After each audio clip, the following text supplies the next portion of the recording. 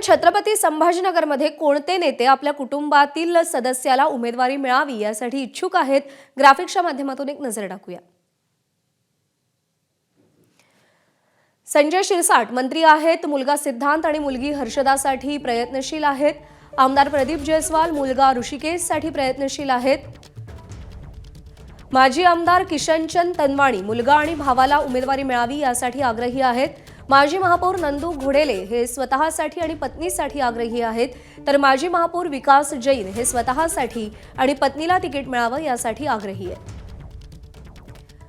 खासदार भागवत कराड मुलगा हर्षवर्धन आणि बहीण उज्ज्वलासाठी आग्रही आहेत। आमदार नारायण कुचे पत्नी शीतलला तिकीट मिळावं यासाठी आग्रही आहेत। आमदार संजय केनेकर हे मुलगा आणि भावाला उमेदवारी मिळावी यासाठी आग्रही आहेत, तर गुजरातचे मंत्री CR पाटील मुलगा धर्मिष्ठाला उमेदवारी मिळावी यासाठी आग्रही आहेत।